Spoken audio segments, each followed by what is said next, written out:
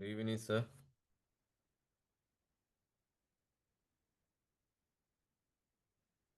Yeah, good evening.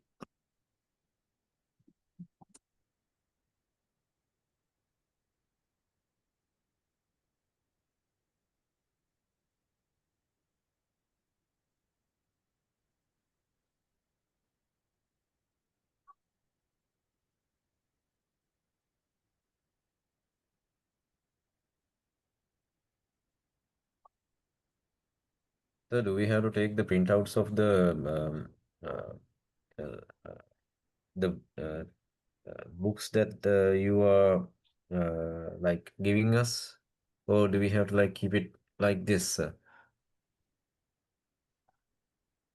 Pardon, I couldn't get your message.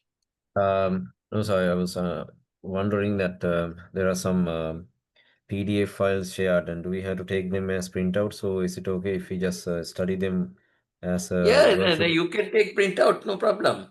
Mhm. Yeah. Um, will you be sharing Uh, the like uh, revision papers or something like that with us later in yeah, the? I can't share the paper, but one thing I can do, Mm, give me a few minutes. I'll bring the paper already they have used. Uh, mm. the structure, I can say the question paper structure. Give me a few minutes. I'll come. Okay, sir.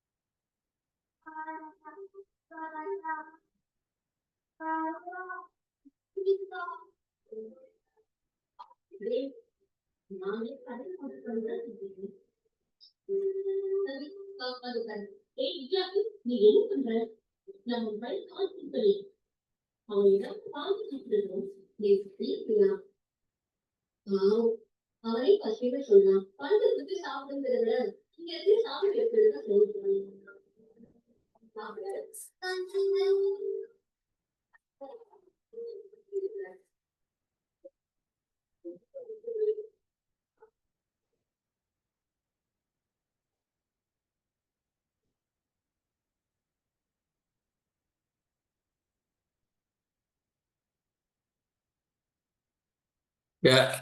Good evening to you all.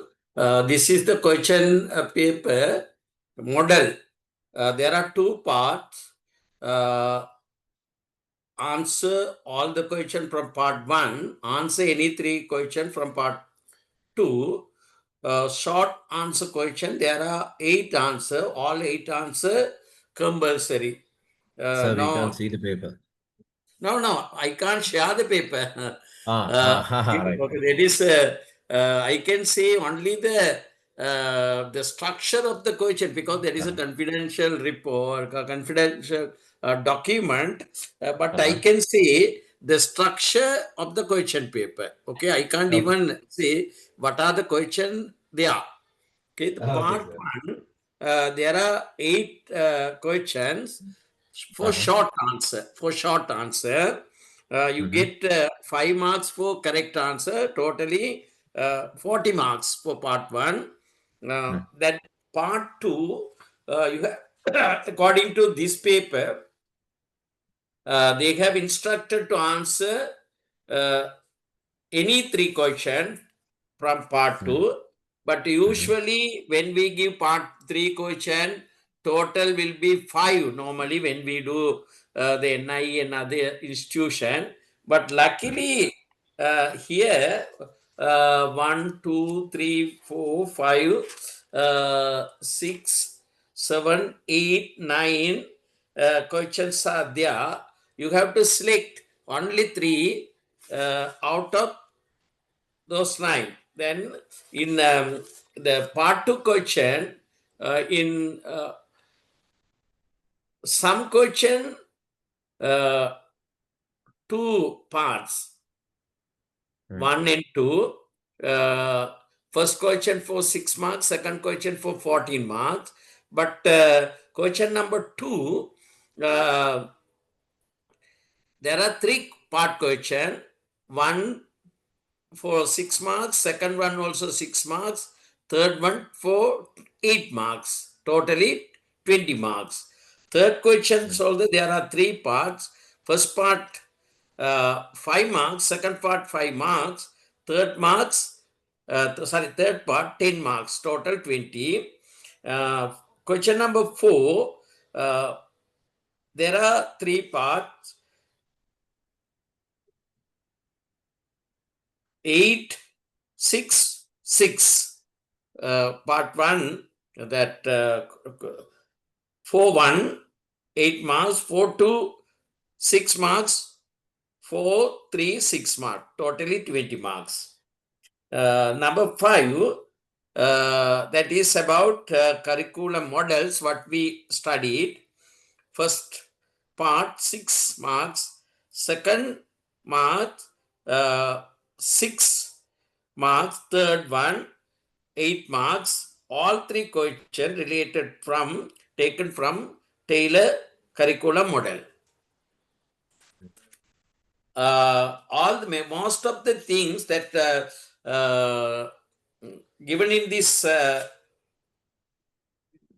paper, nearly 80% of the area that we have already covered. This number 6, only there are only 2. First part 6 marks, second part 14 marks. Then question number 7, there are 3 parts, 6, 8, 6, totally 20. In 8, question number 8, what important points should be considered when choosing the content for a school curriculum? Explain any 4 criteria with example. Here in the question number 8, there are 2 parts. 9, question number 9, there is a long list for short notes, to write short notes. But anyhow, you have to select only 4. Okay. You are lucky enough because out of 9, you have to select only 3. Then, 3 questions. only 3 questions in the part 2. That is the question paper structure. Okay. Okay. Thank you so very much for sharing with us. Yeah. Sir, does it have a word count that we should allocate for that? It is not given. It is not given exactly, but this is 2.5 hours. Normally, for the question paper, they don't give word count, but for the assignment and other report writing, I don't know whether you have research the final semester. Is it your first semester now? You are in the first semester? Yes, sir. Yes. How many semesters that you have? I think it's a 1-year program, so I don't know about that thing. If it is 1-year program, there will be only 2 semesters. Right? Yeah. 2 semesters. Yeah. Semester. Okay. I don't know the full details of your course material. I am not given your course material. But that information you should take from the your administrator, your institution. I don't think that it is only 2 semester. They will give you a research work. When they give research to submit research report or assignment, then only they give the word count. Otherwise, in the question paper, no. Question paper, see whether you have given what they asked. Okay, the facts, not the number of words. Okay. Okay, so thank you very much for Right. sharing that. Okay. Now there are some curriculum models we have to discuss. After finishing that area, we can start where we stopped yesterday, and we can, after finishing this, we can start education reforms in Sri Lanka. after 1972.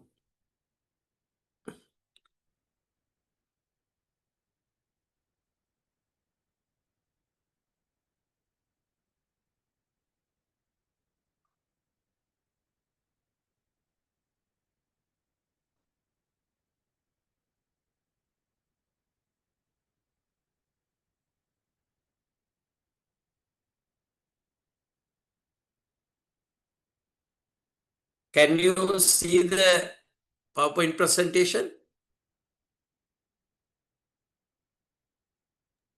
Yes, Hello? sir. Yes, sir. Yeah.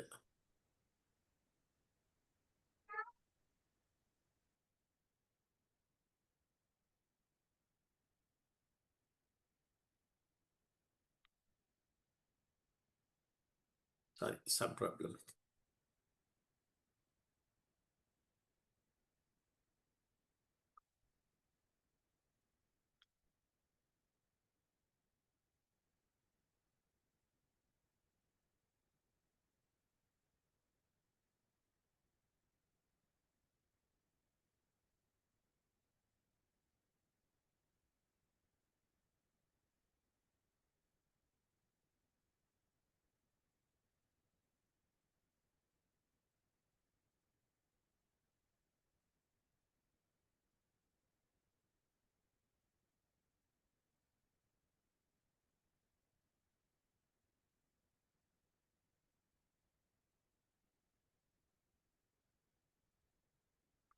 Yeah. This subtopic is subject-centered curriculum. Our course, especially the courses conducted for the postgraduate diplomas and Bachelor of Educations based on, they use the subject-centered content curriculum. Subject-centered curriculum organizes learning around distinct academic discipline such as math, science, or history. If we take the Bachelor of Education program, they are very limited area given for practical component, teaching practice, and teaching practice, project work, and some program they might have included research. Practically, you have to do a research and submit a report. But 90% of the syllabus or curriculum covered by subject center mode. This model prioritizes the mastery of content, facts, and skills within each subject. Often through a systematic line of progression, the goal is to build in depth knowledge. Knowledge based curriculum, we can say that is, it gives more importance to gain knowledge and standardize understanding in each area. End of the course, there will be standardized exam, written exam, but it can limit cross-curricular connection and may not always address real-world application or individual student interest. As I said, there will be less space for the application. Doing a research, doing a project, involving in teaching practice, if the course is in the field of education, teaching, here the subjects in the curriculum, that practical component is avoided or removed, not included. Example, studying some areas in the subject of history.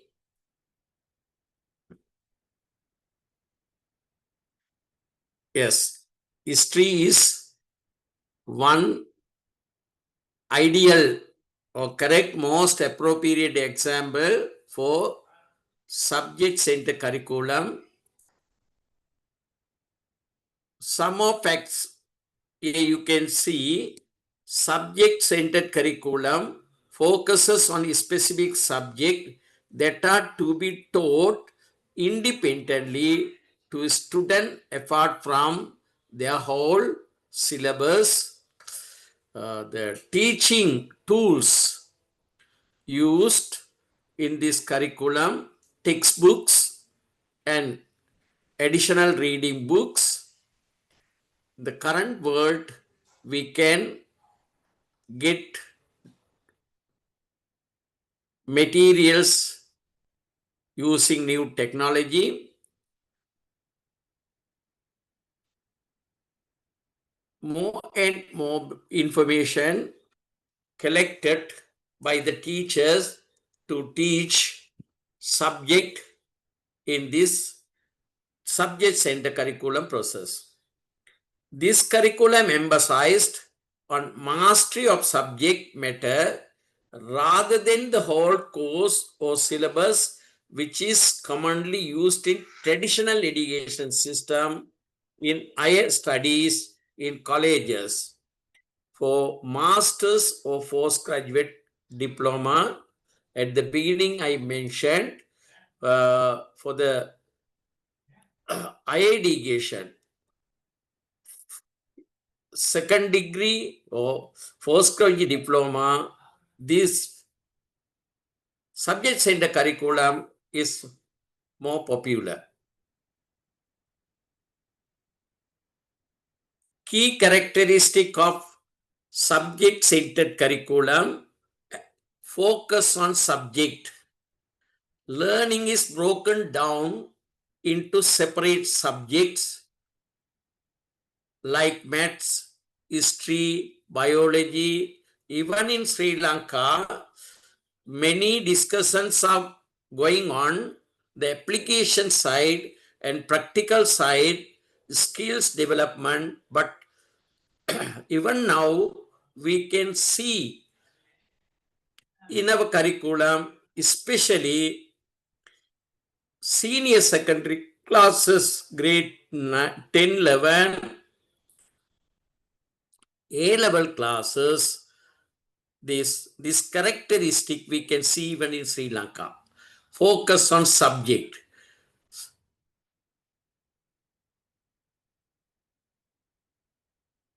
Textbooks are printed, but I don't think, I don't say this advanced level, grade, this junior secondary, senior secondary, in present curriculum in Sri Lanka, we can say these characteristics there. Subject centered. But A-level concern, we have teacher's guide, some reading materials are printed, we can buy in the shop and use. Second characteristic, emphasize on content. Subject content, same parallel meaning. The primary goal is to deepen student knowledge and understanding of the specific subject matter.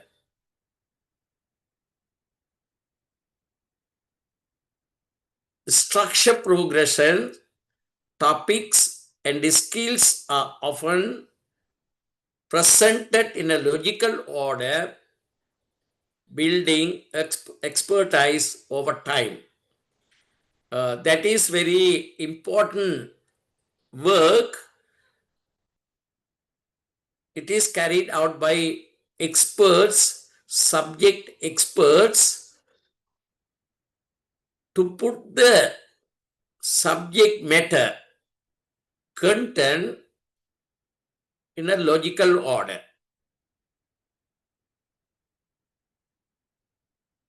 University professors, senior lecturers, and NIE expert in Sri Lanka, and some retired teachers are included in this panel, how to order the subject content, how to share the subject topic for grade 6, grade 7, grade 8, grade 9, 10, 11. Some subject, it starts at grade 8, 6 and goes till 11. That is one logical order. Another work we have, in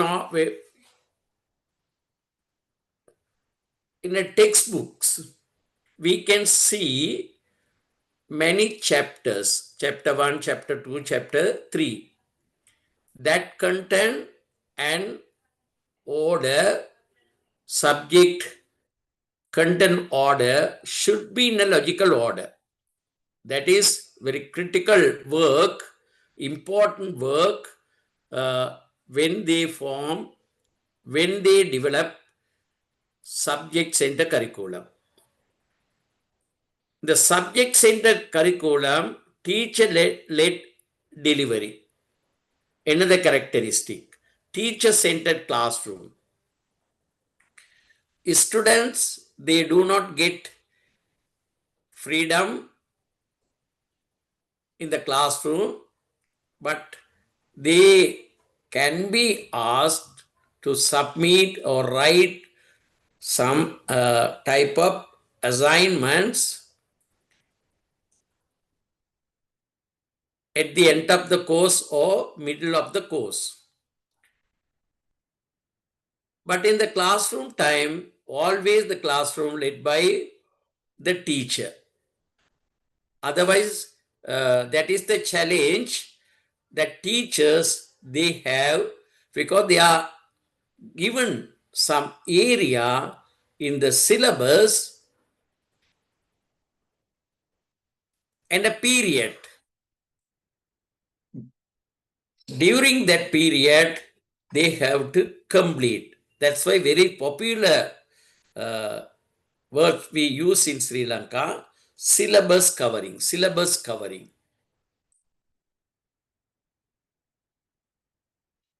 Sometimes the teachers, they argue with the principal, sir, if we organize so many co-curricular activities and disturb the classroom work, then we can't cover the syllabus. Even the parents, they expect teachers should complete the syllabus.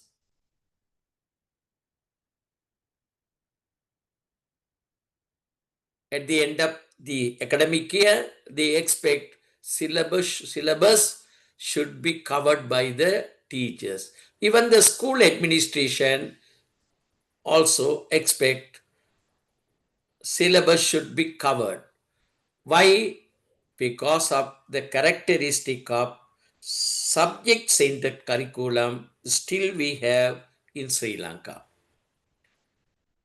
Assessment of mastery, progress is measured by how well a student has mastered the subject matter.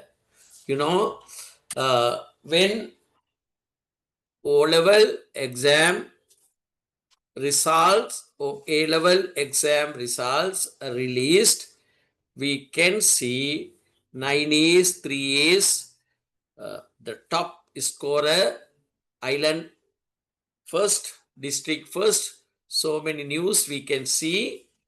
They are awarded, rewarded, appreciated by their teacher, by the public and mass media also involved. Why that trend that we have in our country is still we follow subject-centered curriculum, often through tests that check for recall and understanding of facts.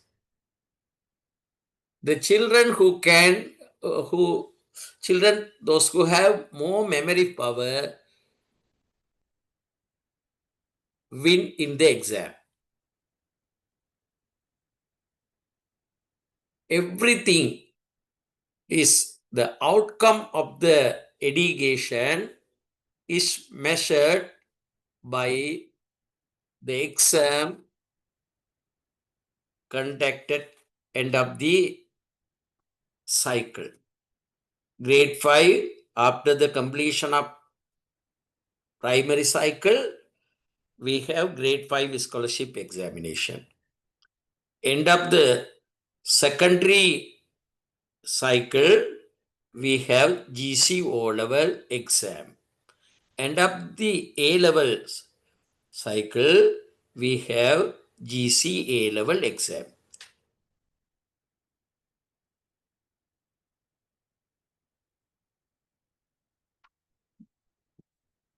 These three exams very popular in Sri Lanka general education process. Potential drawbacks: lack of integration. It can lack connection between different subject and a real world application. There are two weaknesses here highlighted in the lack of integration. As we discussed yesterday, even this integration of subject can be useful to the student to understand the real world. The curriculum reformers, they are highly interested at present to improve the application part, real world application part in our curriculum process, teaching learning process. Due to various reasons, we are unable to implement it fully.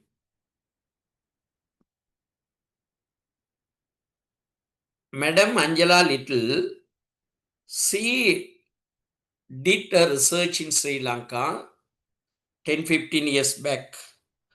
In the research, one of a finding is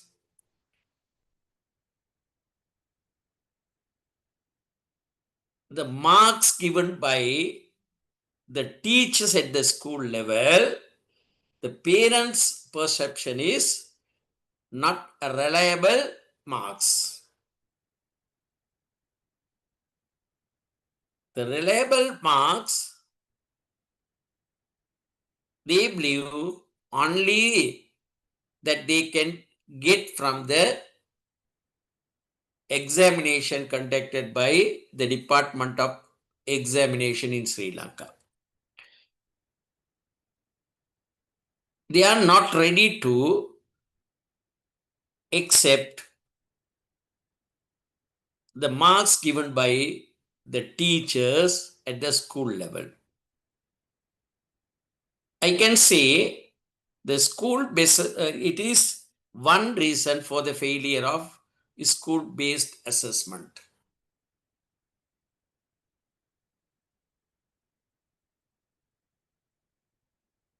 Therefore, the integration is lack of integration is appreciated by the public. They need only the knowledge. They do not motivate the real application, real world application, or practical work, and giving marks based on student practical work, and their involvement in the learning process at the level, the school level, giving marks to the project and project work, individual work, group work organized by the school level. There is a big objection heading that marks to the fine public exam results. They expect the few marks given by the Department of Examination. Our perception, our parents' perception is the teachers are not impartial.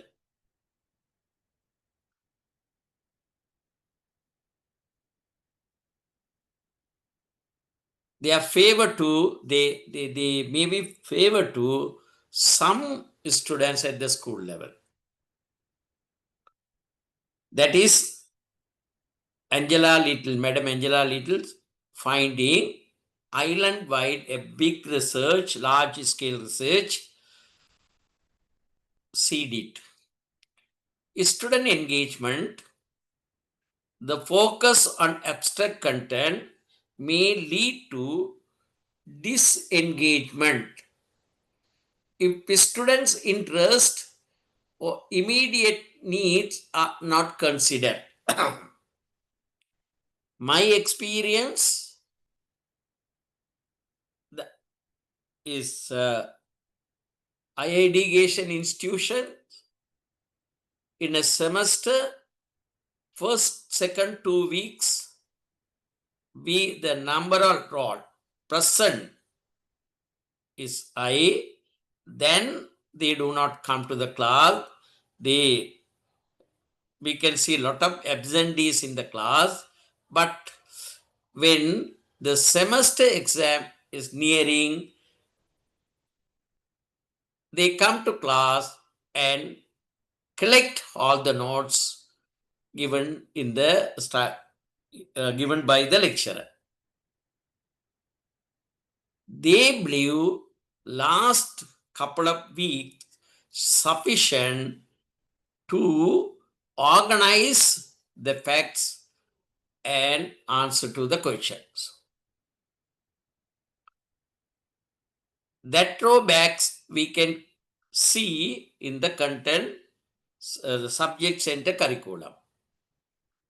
Standardized version individuality, the emphasis on standardization can overlook individual differences in learning styles and needs. Here,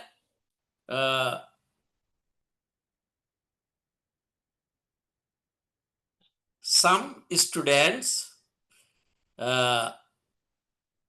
this is my own experience. Even recently, I was discussing with my colleagues.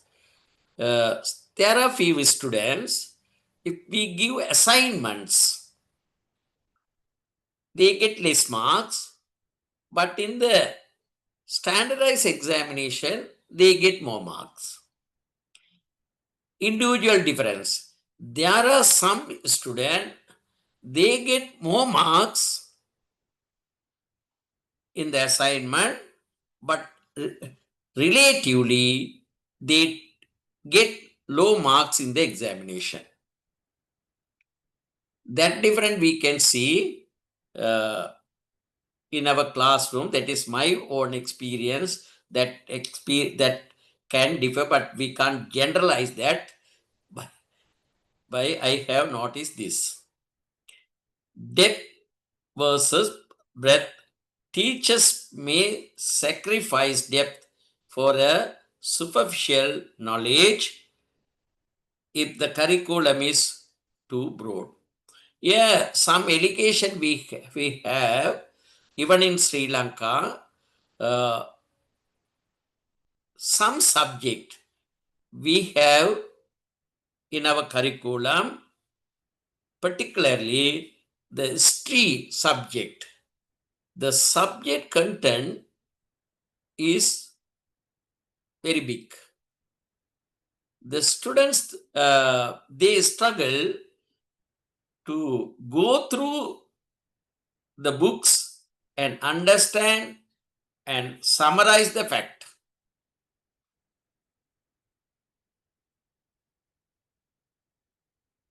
History is the good example.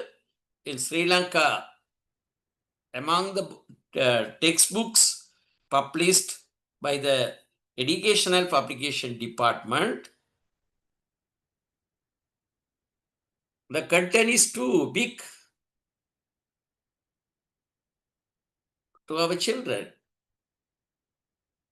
Okay, these are drawbacks of center, this subject center curriculum. There is another curriculum that is we call learner centered curriculum.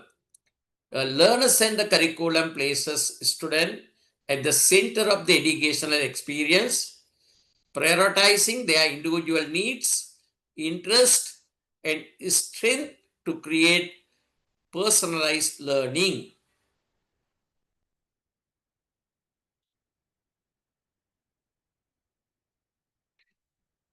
I can remember, but I forgot. It can be either Japan or South Korea. Most probably, it may be Japan. Uh, most of the youths, they do their degree program while doing a job.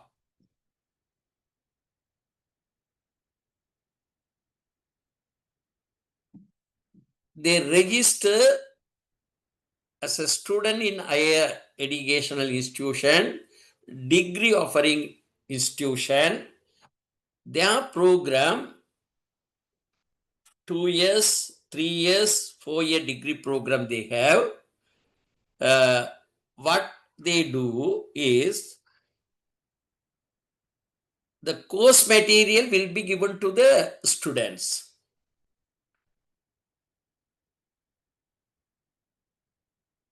It is not compulsory. The student participation in the lecture time. They are given recorded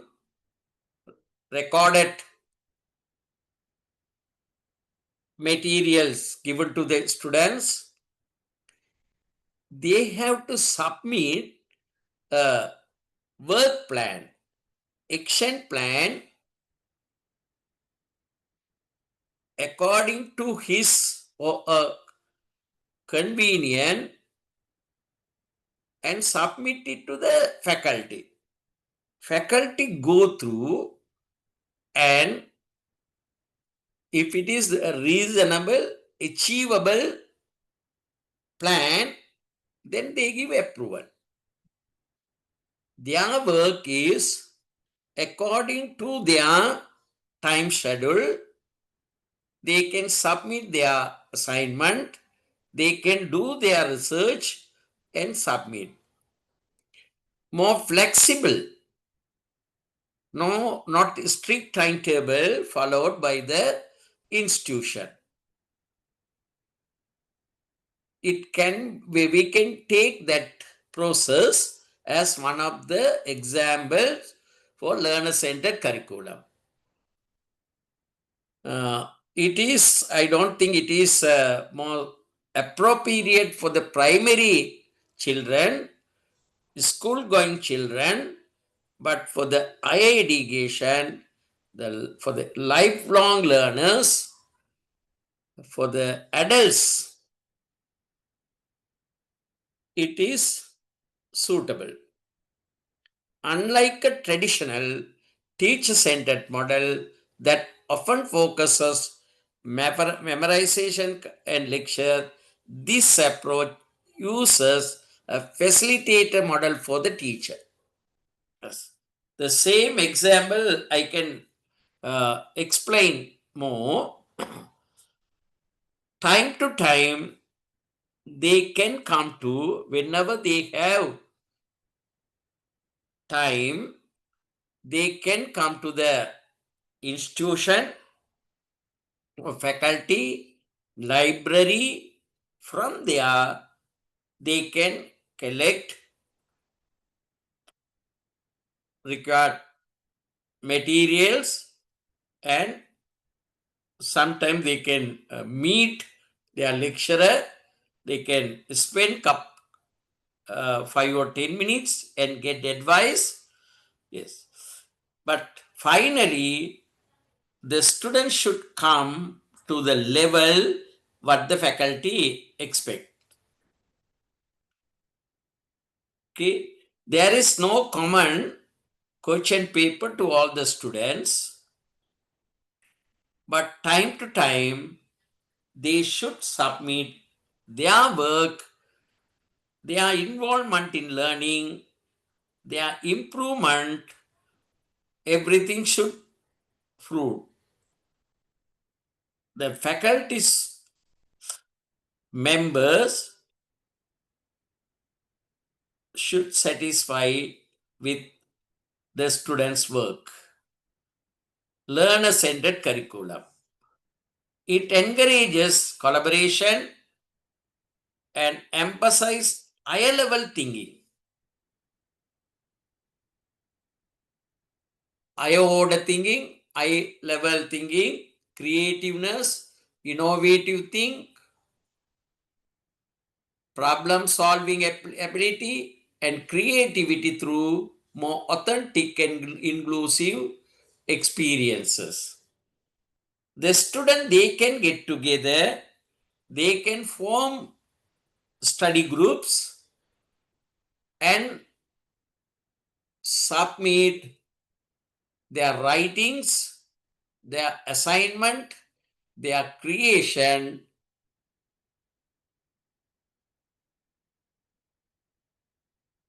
within the scope of their learning outcomes, but whatever they can say, the subject area. If they are fluent in that subject area, the faculty can accept and offer them degree. Okay, that is, we don't find in our country, but some other countries, they implement learner-centered curriculum. Learner-centered curriculum that focuses on the needs and interest of a student, prioritizing their abilities.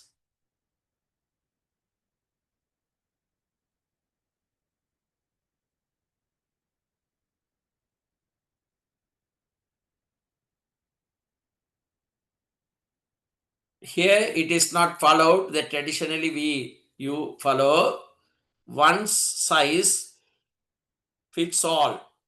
That concept is not valid here. They can submit a program in which area the student is interested. If it is accepted by the student, by the faculty, the student will be allowed to do that and submit a report. Most of the area will be covered by the own work. The student's finding. The student can go to the society and observe, can do survey and bring new knowledge to the faculty. This ensure active participation from student and promote personal growth for them, fostering fun in learning, because the student interest is recognized appreciated. This is not top to bottom approach. This is bottom to top approach. This learner-centered curriculum. Students, they prove their abilities, their knowledge related to the area and get approval for the qualification. Some characteristic of learner-centered curriculum include skill development. That is a new trend in education. Not knowledge, the skills, the priority is given for skills development. Learner-centered approach in a curriculum helps student develop important skills like problem solving skills, analytical skills, evaluation skills, social skills, communication skills. Yeah.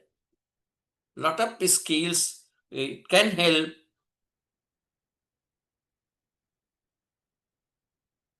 to develop lot of skills. Even critical thinking skills, giving them a control over their own learning progress. They become as self-manager, self-discipline, dedication. There will be dedication.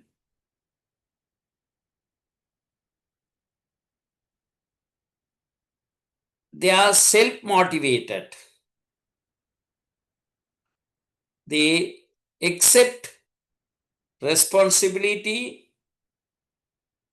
They accept challenges and work beyond their classroom experience.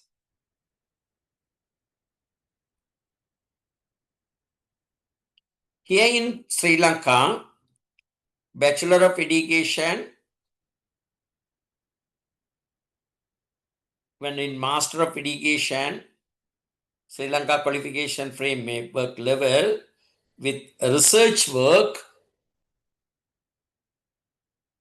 some of the degree offered by different institution, only coursework, not included the research work. That is very interesting one. Some characteristic of this curriculum we can see when they do their research, getting guidance from the supervisor. The students, those who involved in research process, they can do their study independently.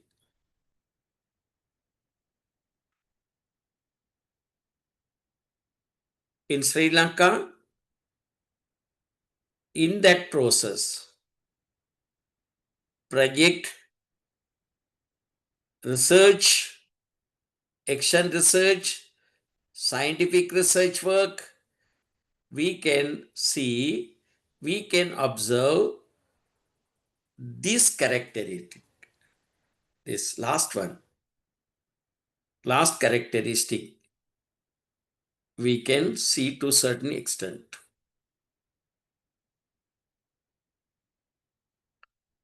Collaboration, we can see here, the student should get help from many people. A learner-centered approach also equips student with the skills of collaboration. The student learner needs more support from his colleagues, friends, neighbors, teachers, and where they work in a team to build on their strengths. Some, as I said, in maybe in Japan, they do their education degree program while working, while doing a job. Sometimes those student needs support from the management side. Therefore, the student should work with the management where he works collaboratively. Then he can get some help to continue uh, the education. Even I can see in my campus, there are some new, even junior lecturers, some academic coordinators, they do their masters and other work. Therefore, we take some of their work when they make absent. When they get leave, the leave should be approved by the dean. Then sometimes we say, okay, that tomorrow I can do some of our work and share among our lecturers and help to get approval for the leave. That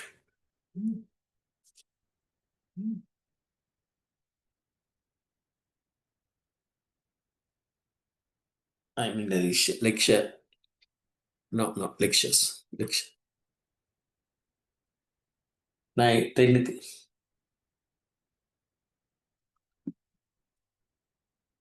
Okay. Flexibility and reflection, it allows to student reflect on their learning journey. The reflect means learning from our own experience.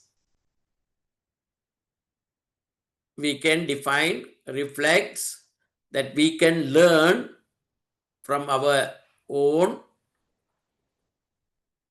success and failure, from our own experience,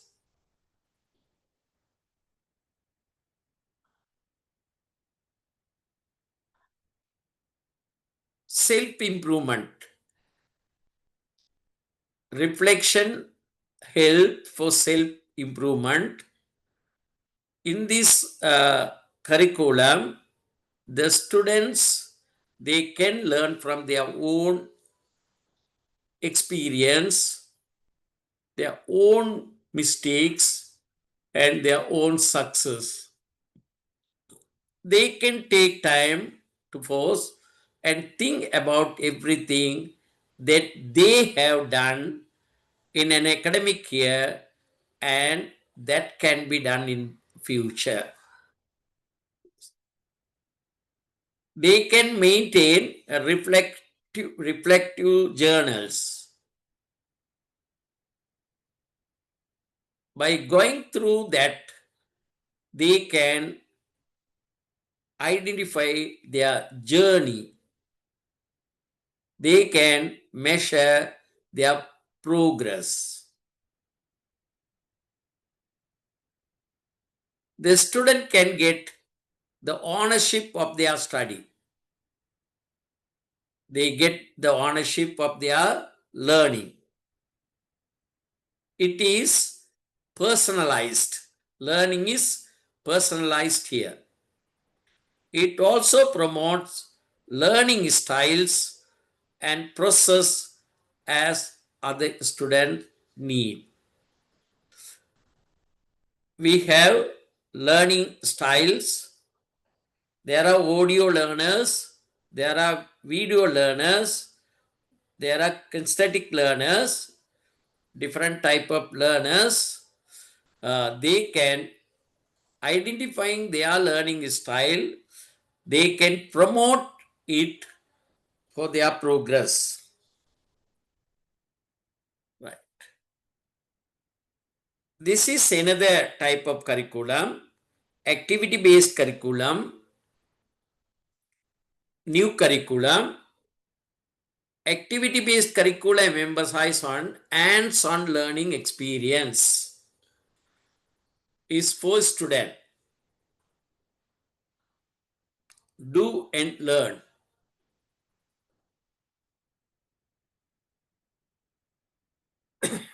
But in our this informal occasional, this is more suitable for occasional education. It helps students to make their learning experience more engaging and entertaining for them to promote knowledge retention and better engagement in the classroom. Even Sri Lanka government, National Institute of Education, they try to encourage activity-based learning, some area of the curriculum to make that area as activity-based. Even there was a program to give activity room to all the secondary schools, but that program was not success due to various reasons. But attempt was made. It is a creative approach commonly known as ABC, activity-based curriculum. Characteristic to this activity-based curriculum, as I said, hands-on learning.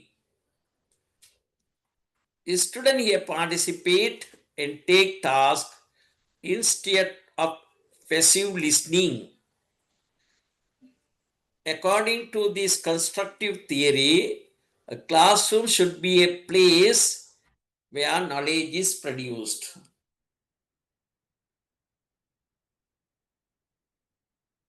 In this classroom,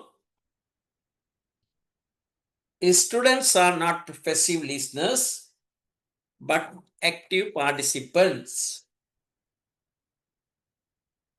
In the traditional classroom setup that tend to connect with the real world using their skills and mindset to apply in the real world challenges.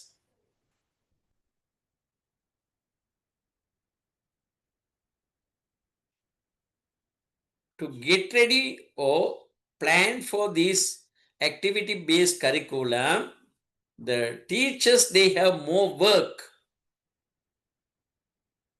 They have to bring lot of resources, equipment, teaching aids, sometimes devices, digital devices to implement this curriculum.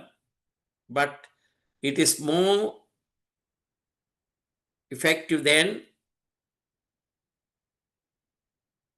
other curriculum like subject centered curriculum. Here also again, the student, they learn how to solve problems. Here practical application, yeah, even now in Sri Lanka we do some practical work, but that is very less. For an example, home science lab, now and then we do practical work. We apply some of the thing that they study in the books practically. But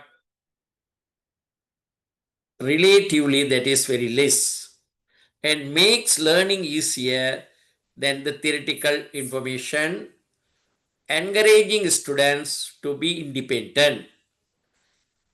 Through this approach, the student can learn theories from the practical work.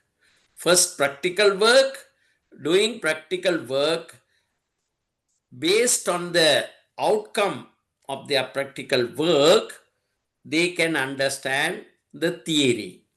But the traditional teaching method, traditional curriculum, they try to teach first and give limited opportunity to the student to apply practically.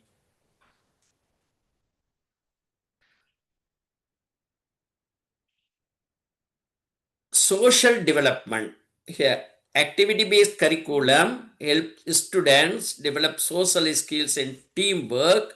The current education system, content-based activity system, we produce selfies.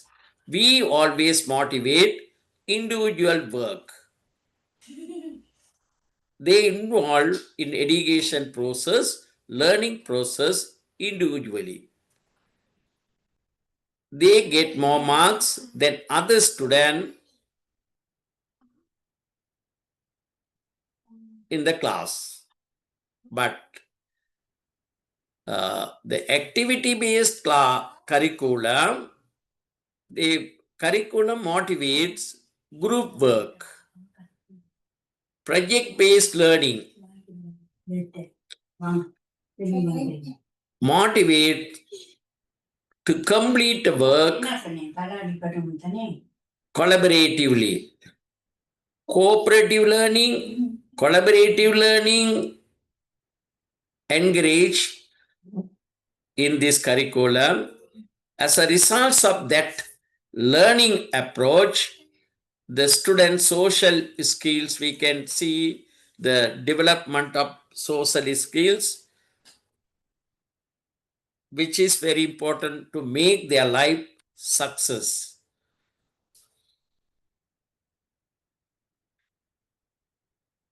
Finally, competency-based curriculum. Competency-based curriculum, we need to study because in 1997, Sri Lanka government introduced with lot of expectation. Later they developed in 2000, expanded in 2005. We are going to study that 1997 curriculum development. Here, competency-based curriculum is a specifically designed curriculum that helps student focuses on development of specific skills and competencies in the student's life. These skills and competencies interchangeably used. Some countries, they use only skills. Some countries, they use competencies. Some countries, they use both. But in Sri Lanka, when we introduced competencies, we introduced first four competencies and increased later to 7. Addition to the core competencies, subject competencies also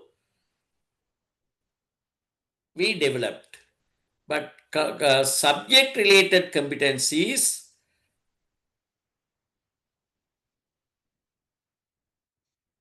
that is based on their subject. But we can't specifically say. We can give 1 or 2 examples.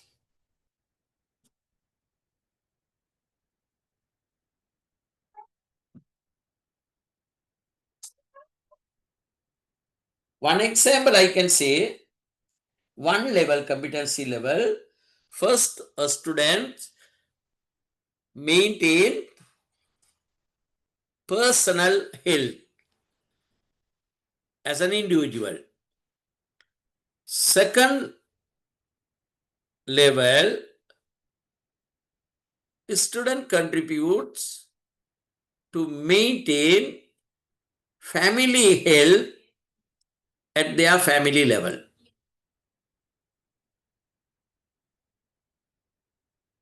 That two examples I gave, subject related competency, that competencies imparted by teaching health science as a subject.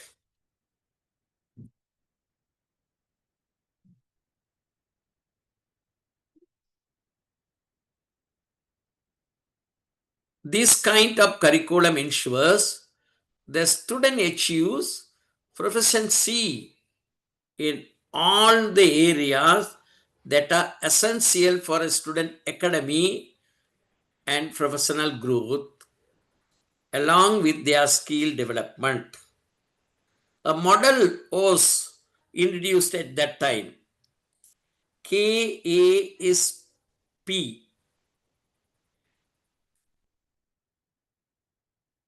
KASP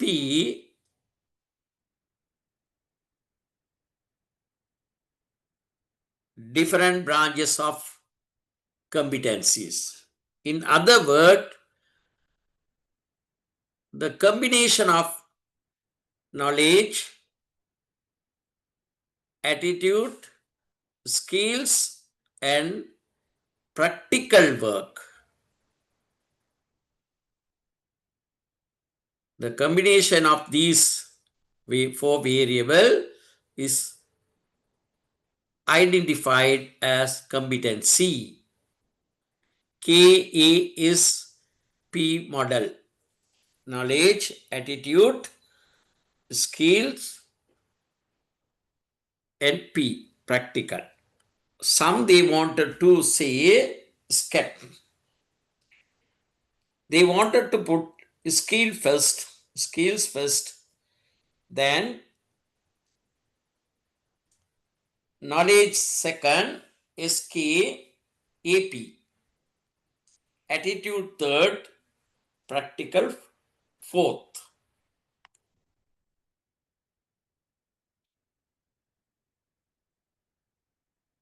A competency-based curriculum focuses on what a learner can do after a learning experience.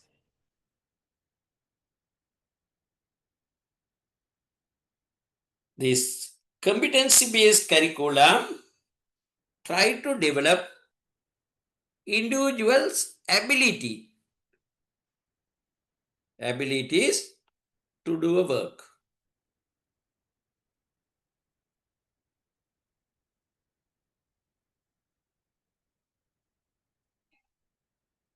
The student at the end of the learning experience, the students will be able to utilize the competencies to overcome the challenges they face in their life. The student will be able to solve problems that they face in their life. The students will be able to make their life success using the competency they got through education. The student, they can contribute for the national development of the country using the competency they got.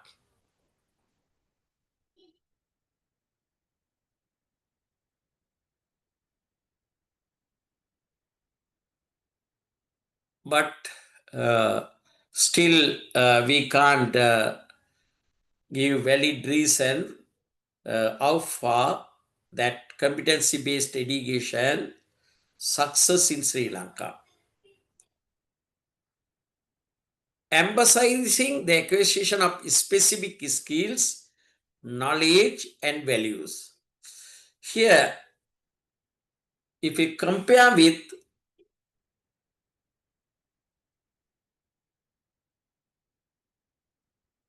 subject center curriculum, the selected knowledge to do a specific work is taught to the children.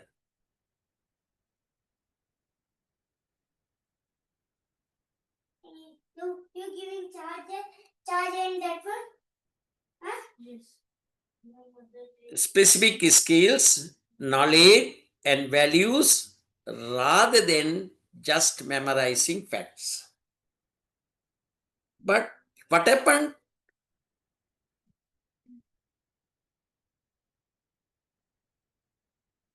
Parents, teachers motivated the children to memorize and get good results in the public examination.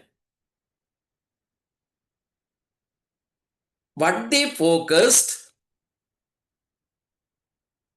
they trained the students to answer the question. Past papers is still a powerful instrument in the classroom, in the tuition class. Model question paper, past papers,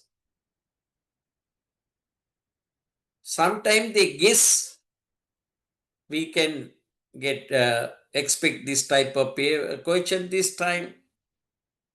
They completely forgot the competency, they completely avoided skills, attitude, values, other area. They focused only on knowledge. Another weakness we can see in Sri Lanka, even the public exam, standard type exam,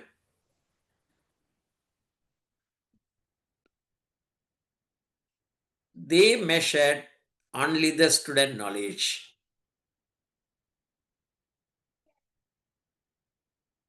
Paper pencil exam, that is the thing that we can do. The current examination system that we have in Sri Lanka, it is more suitable to measure the student's knowledge.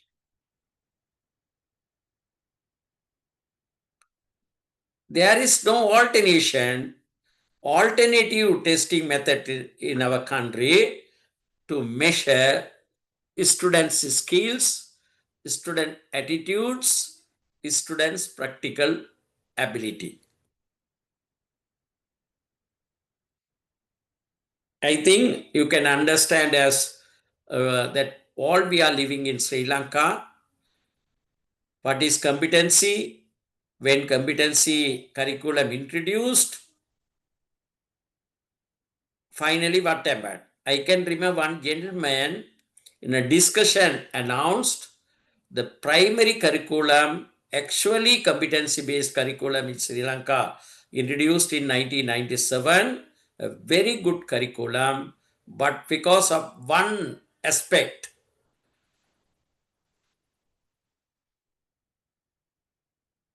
in the curriculum, spoiled everything. His answer was, finally he mentioned that grade 5 scholarship examination. Because of this grade 5 scholarship examination, teachers, parents, every stakeholders, they forgot the competency. They forgot skills development. They forgot attitude development, but only focused on tuition class, additional classes, model question papers, all the effort focused on grade 5 scholarship examination. Some parents, they started to send their children when they were in grade 1, grade 2, grade 3, grade 4. Big number of set model question paper. Some students, they have completed 150 model question paper when they were in the primary. 150 or 200 model question paper. They were trained giving some. It was a big industry, lucrative job in Sri Lanka. This grade 5 scholarship tuition teacher, because of the competition on grade 5 scholarship examination. Competency vanished, only knowledge focused because of the current standardized exam, paper pencil exam.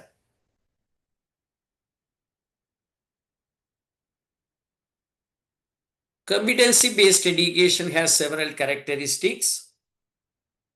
Learner centric. Competency where education focuses on, in order to implement 5E method, 5E teaching model introduced. Engage. They started with engage.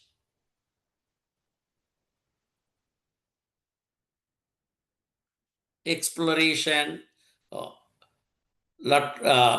I can't say all 5 now. Engage, exploration, elaboration, finally evaluation. But 5E model had no long life.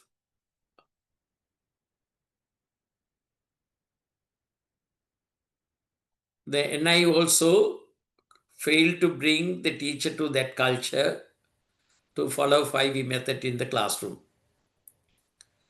Competency where education focuses on student, allowing them to learn at their own pace and takes ownership of the learning as learner-centered.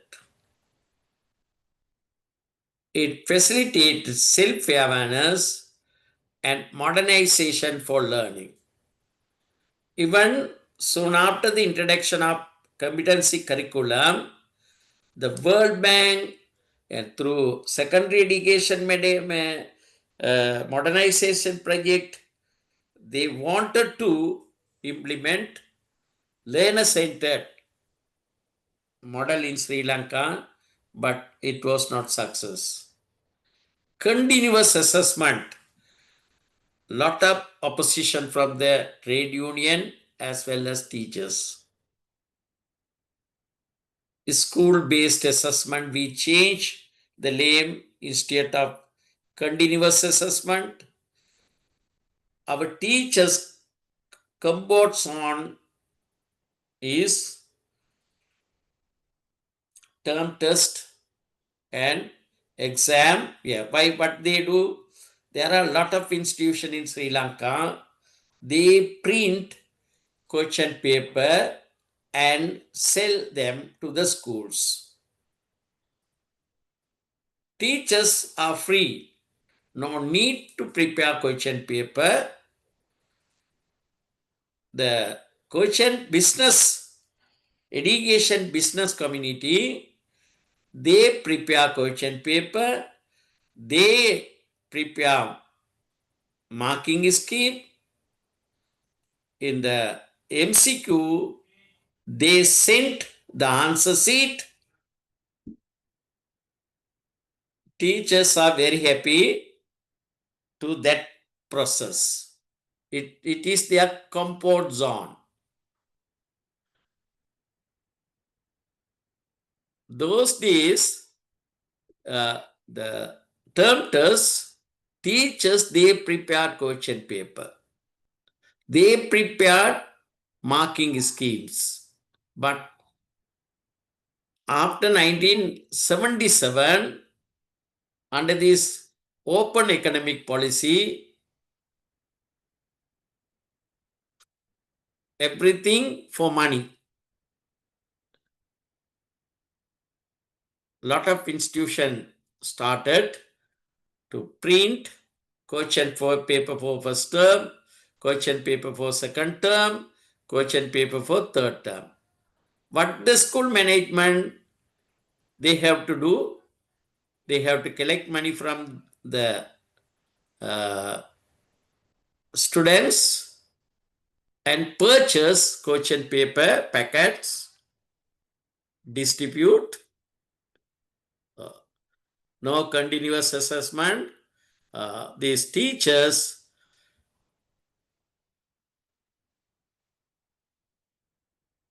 even they forget how to prepare question paper.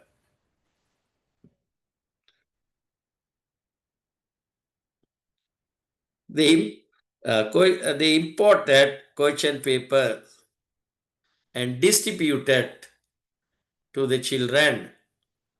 And school management got 10% discount. Some principal they put in their own pocket. Some principal they used for the school development work. Okay. The continuous assessment also not success in Sri Lanka. They considered as an administrative work, not as an academic practice. In order to show the external supervisor, they prepare fake document to satisfy the external evaluator or supervisor. But this competency-based curriculum wanted to give real-world relevance, exposure to real-world experience is when the student learn, they grow with time implementing the learner skills into the real-world application. I can remember by 2000, Malaysia, they forwarded the education reform for 21st century. In the introduction, one sentence is still I can remember. This had written like this. The present world is not theoretical world, but it is practical world. Therefore, their curriculum, they design skill-based curriculum, not knowledge-based curriculum. Real-world relevance, exposure to real-world experience in when students learn. They grow with time implementing the learner skills into the real-world application. Yeah. Usually, they give very popular examples. Our students, they get A marks in home economics, but they can't prepare a tea. They need mother's help to do it.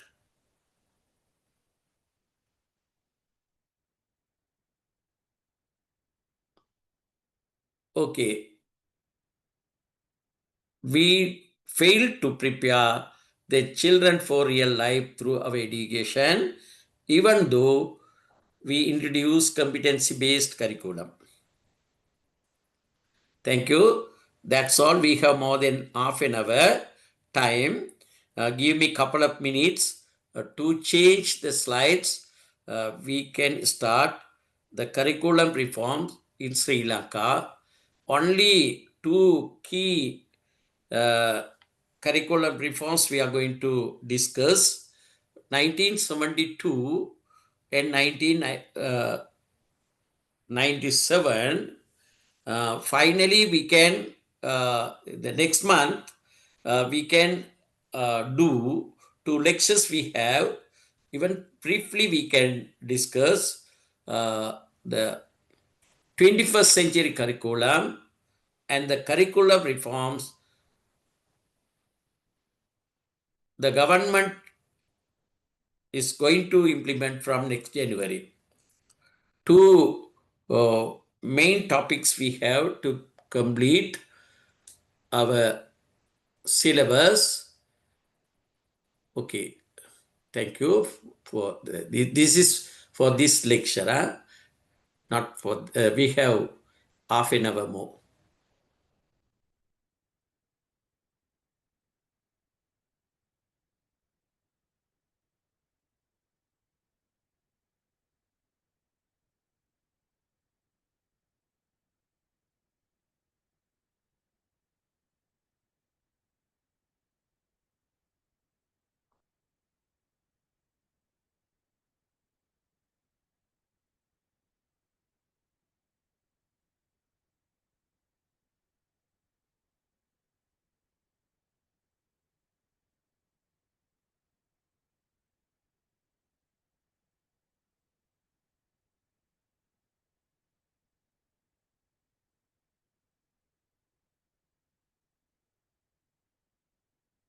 Yeah, education reforms from 1972 to 1997.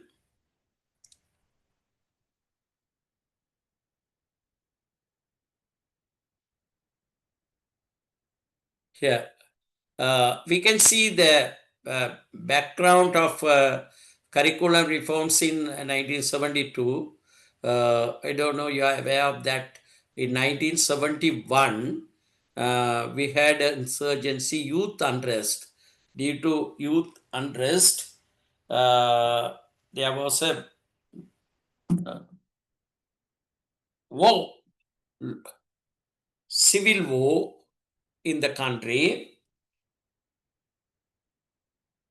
against the government. As a result of that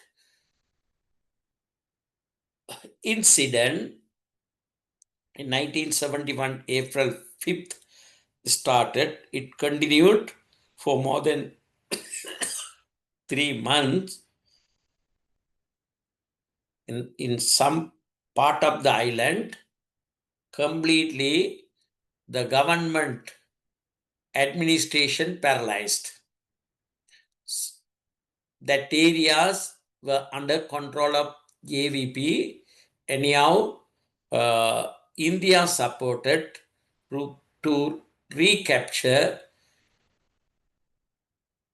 that area, and the rebels, they surrendered to the Sri Lankan armies. Then that is the end. I'm not going to teach the history or the political background. That is different subject, but I have to say it was the immediate reason. That incident was the immediate reason for 1972 curricular reforms. The reforms brought changes in both the structure and content of the education. Fernando et al. Others, they said in 2007. The education structure was primary 5 years, secondary, junior secondary 4 years, 2 years senior secondary, 1 year for pre-university education.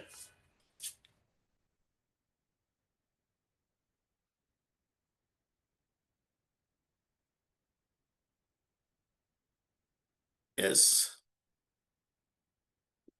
We can get more ideas about this by going through the next slides. at the end of 9 years of schooling, students sit for National Certificate for General Education Examination, NCGE, no GCO level. Now the students, they spent 11 years in general education from grade 1 to 11 and sit for O-level examination. Even the previous government, he wanted to make it again 10, but they could do that. This local certificate, national certificate of general education examination, because the government policy was not to follow the westernized curriculum, GC O level, GC advanced level, introduced by the colonial rulers in Sri Lanka. That is westernized model, British model. The 1970, the new government,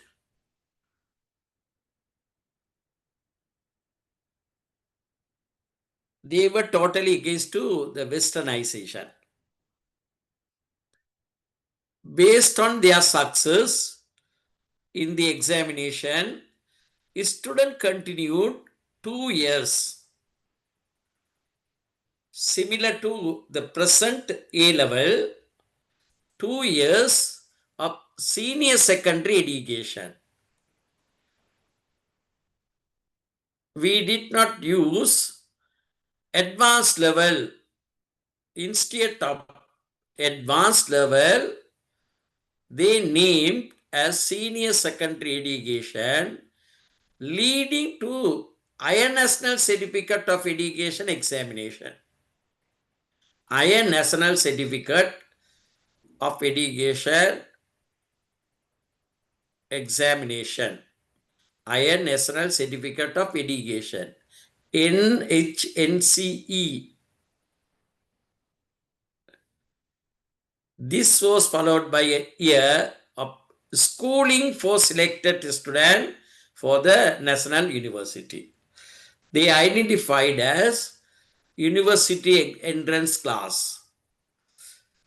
In the HNCE, only selected students from that examination result, only some students qualified to continue another 1 year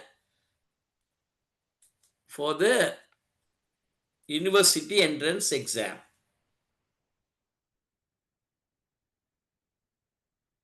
That is the structure, the structure of our school setup. But one thing not included, now the children, they are in age 5, they can be admitted to grade 5, but I can remember they made it 6, not 5. Right. The content of primary education was religion, first language, second language, mathematics, physical and aesthetic activities.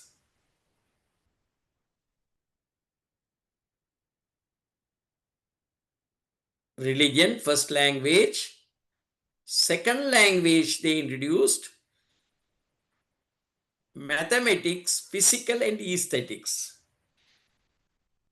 They did not use English language. As I said, they were not favored to Western languages. The teaching methodology in primary was student-centered. Very briefly, they mention student-centered. junior secondary curriculum included 10 subjects. Religion, always we give priority to religion. First language, second language, new integrated mathematics. I can remember yesterday I said that. Earlier in junior secondary, we had three different type of 4 different type of mathematics section. Arithmetic, commercial arithmetic, geometry, algebra. Now, new integrated mathematics combined. Then science also integrated. Aesthetic, no art, no dance, music, aesthetic. Health and physical education. Very important thing is pre-vocational education 1, pre-vocational education 2, and third language. Now you can see third language. I went through a report. According to this, some schools in rural area, they had shortage for English teacher. Then they recommended some school they can use, they can teach in the plantation area, Tamil schools, Tamil as a first language, Sinhala as a second language.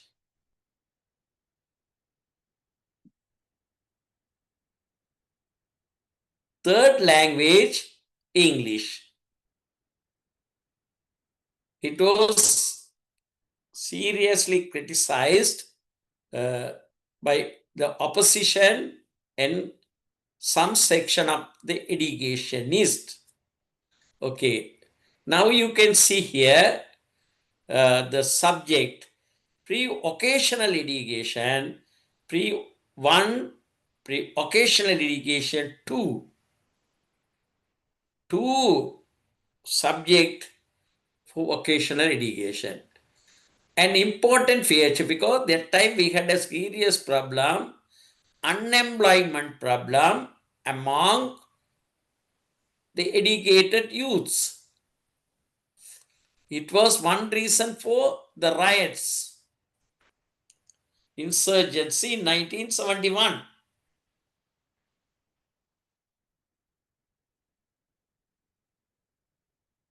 They wanted to produce employable citizen.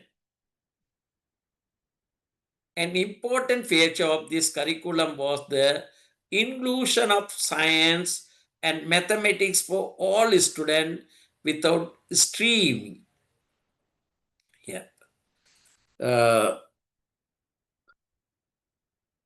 This science stream, maths stream, after grade 9, they separated. That is a big history. No need to go through all these things. That is a history. The comparative education, if we do comparative education, we can see those area. But here, it is not necessary. Yeah, now just I remembered Angela Little here also sees here. The education reforms were continued only for not more than about 5 years. Yes, they introduced in 1972, but when the new government came to power, UNB, under J.R. Jayawardena leadership, he entered that because this 1972 education reforms only lasted for 5 years. A number of factors contributed to the failure of the educational reforms of 1972, we'll see what are the reasons for the failures of that education. Some of the factors contributed, yeah, we can see in the next slide. Highly developed scholastic curriculum that could not be implemented, afforded by the country. Highly developed scholastic curriculum that, yeah, one big problem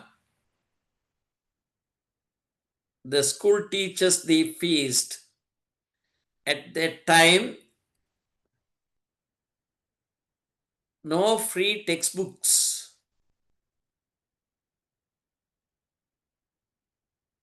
In the market, no books found in the shops to buy, even to the teachers as well as to the students. The government in one side followed closed economic system. They controlled import, no papers, sufficient papers available in this country to print books. In the same time, the content of some subject not familiar to the teachers as well as to the curriculum designer, book writers. No materials to successfully implement the curriculum at the school level. Teachers were not efficient because they were not trained properly to implement this curriculum, efficient in carrying out the subject. Lack of physical and human resources. Unpopular examination system. The opposition party criticized. It is not internationally accepted certificate. Only valid in Sri Lanka. They shouted at the government.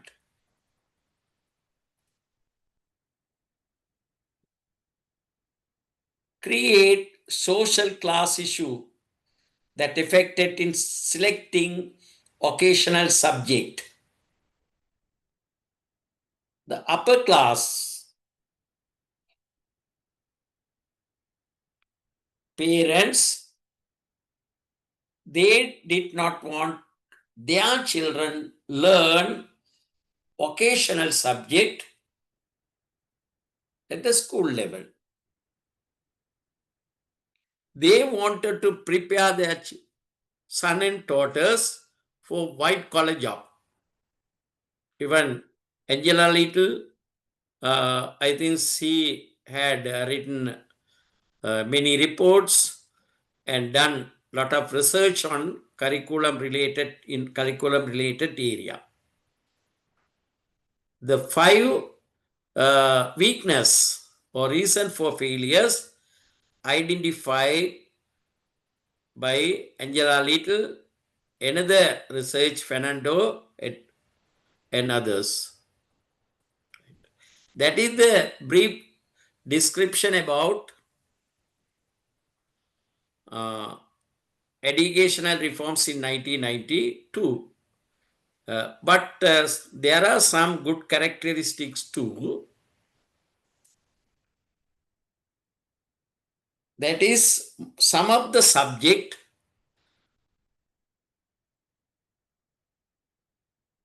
more practical work.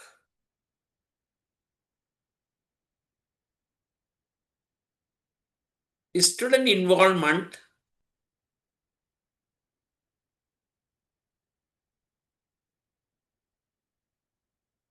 was in high level.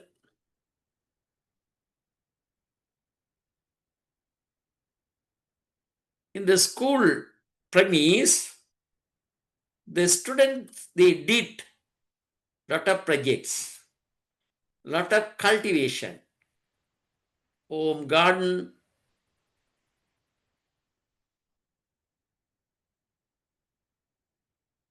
was very popular, but not in Colombo.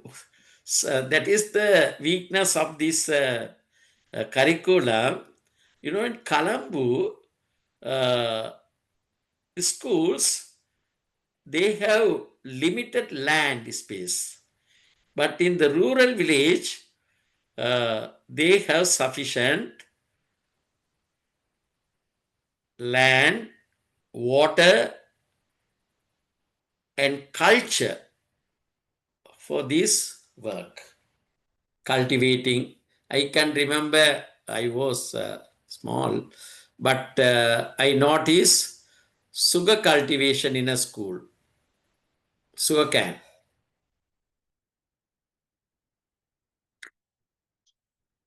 Right. Anyhow, short period it was in force, that curriculum. It is not sufficient, that 5 years, not sufficient to give a good judgment regarding that curriculum, but very innovative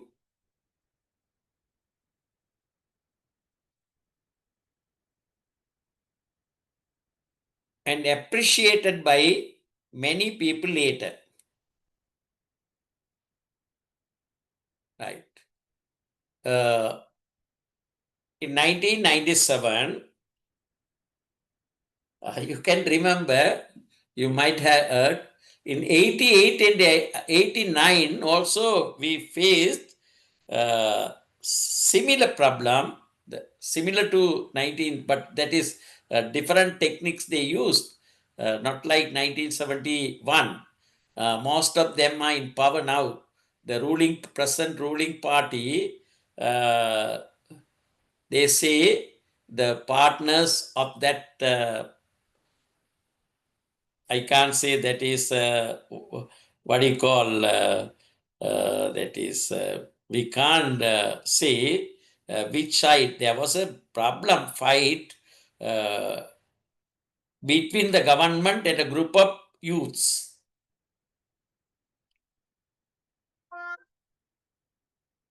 In 1988 and 89.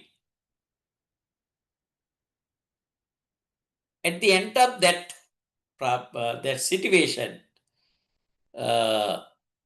then the president, R. Premadasa, appointed to investigate the youth unrest in Sri Lanka. That commission recommended this country need new education reforms. The education process should be independent. The political involvement should be minimized. Then in 1991, new act passed to form National Education Commission. The Act number 1991/19. That act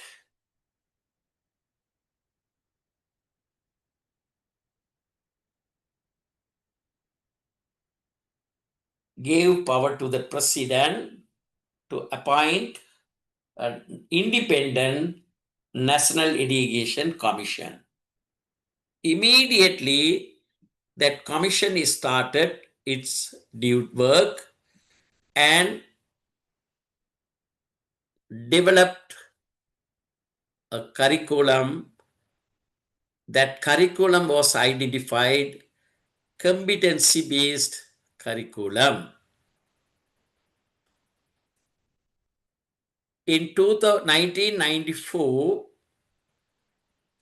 from 1977 to 1994, continually for 17 years, United National Party ruled this country. The other people started the new reforms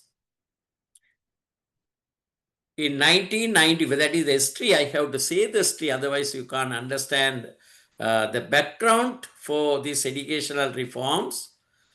In 1994, Chandrika Kumaratunga came to power. Many people expected another party came to power, then they may give up that effort, educational reforms. But fortunately, there was a healthy discussion between the government party, newly appointed government party or elected government, and the opposition. Ranil Wickramasinghe was the leader at that time. Chandrika Kumaratunga, the president. They came for an agreement that they decided to continue that process. First, in 1997, as a pilot program in Gambaha district, President district, Chandrika Kumaratunga Bandaranaike district, the government decided as a pilot project in the primary, only in the primary, they started to implement new education, new reforms. The opposition party also gave their support to the government. Both government, major political parties, government and opposition parties, they accepted very progressive, very comprehensive, good reform. Then a task force, president task force appointed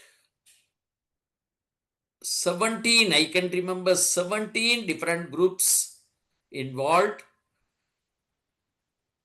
The president office, they spent most of their energy and time to implement this new curriculum. As I said, the reforms were firstly implemented in Gambaha district at a primary level in 1998 and later were implemented throughout the island in 1990 level, in 90 primary level, in 1998 primary in other part, and later were implemented throughout other section, implemented in 1997. Sorry, 1999. Here, as the previous reform said, curriculum of primary education child center, but we compare with the previous reforms. Here, some more ideas to implement the concept of child center we could see. What is that? That is teaching the children using organized games, teaching the children through different activities, and less space for desk work in the primary. Yeah.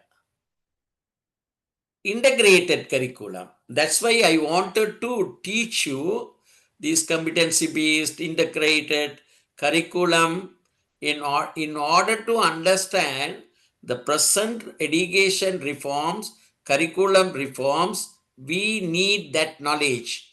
Without that knowledge, we can't understand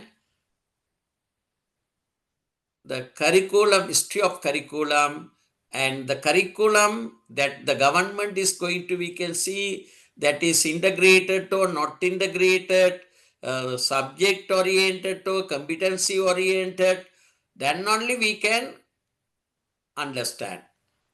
Here, now with this slide we can wind up because already 9:29. Curriculum of primary education, child-centered approach, integrated curriculum across 4 subject areas: language, maths, religion, and environment-related activities. In the previous, we did not see environment related, but continually we can see language, religion, maths, some basic subject. Yeah. Oral English introduced in grade 1 and 2 for communication, because here one of the core competency is communication competency. Communication competency, and formal English from grade 3. You can compare with the previous. In the previous slide, previous education reform, they did not use the term English, second language, third language. That is because that government totally against, according to their political policy, they were against to the westernized culture, westernized system, that they wanted the national system. That's why they used the name for the certificate also, national certificate. Okay, now we can wind up here. We can continue next week. Anyhow, we started this. I can share this PowerPoint presentation, reforms of 1972, 1997. Leisurely you can go through. First we will finish the syllabus because we are in subject oriented curriculum. Then if time permits, we can organize some discussions wherever you face problem to understand the notes. Okay. Thank you very much. Good night. First, I have to share the content.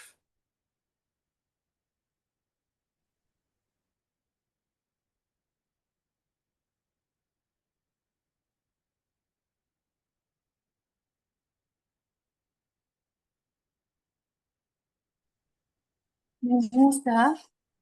Yes. Sir, I wonder whether you can share the upcoming notes as well so that we can get a hard copy and we can write the extra notes and points while you explain. So, Yeah. is it possible, sir? Yeah. I can share what do you call the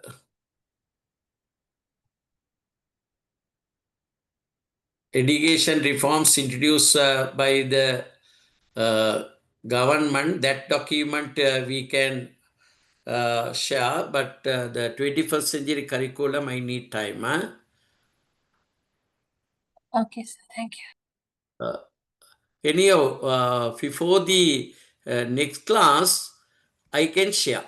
But the problem is how to share. That is, here we are using this chat box. but we have to find a way to share with you if I prepare before our next class. Yeah, I think, did you get education reform for, or no? Education, wait, give me a couple of minutes, because there are a lot of documents in my laptop. It takes time me to get find. We'll see. Well, give me a few minutes, then we can discuss your problem.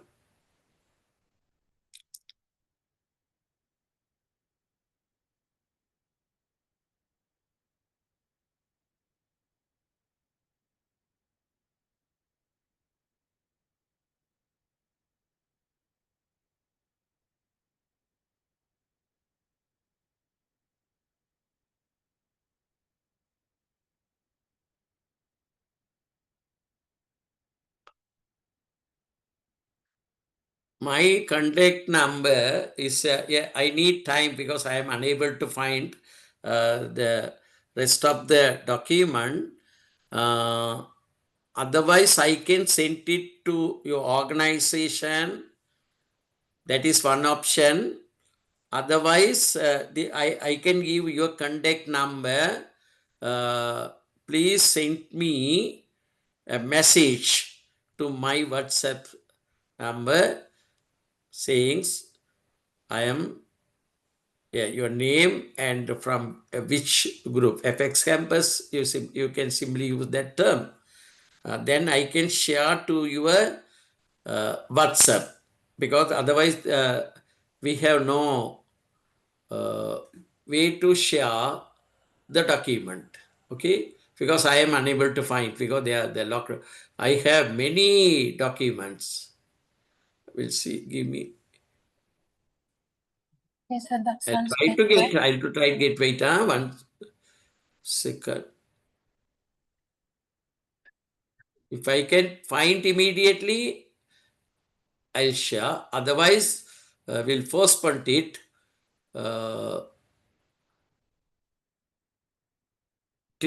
Take down my contact number, my WhatsApp number. Okay, sir. Education reforms. Not 77.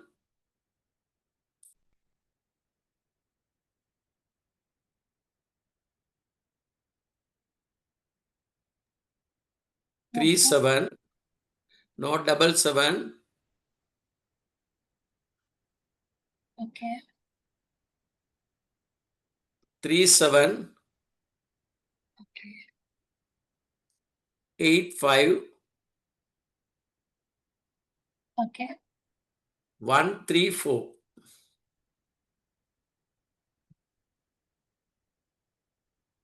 Okay, sir. Thank you. Yes.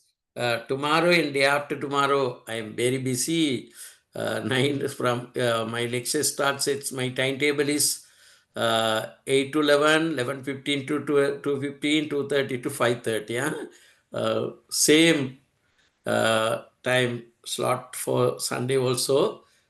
Please send you a message on Monday morning. Huh? Okay, sir. Thank you so much. Okay, sir. Okay. Thank you, sir. Good night. Thank you so much. Okay, welcome.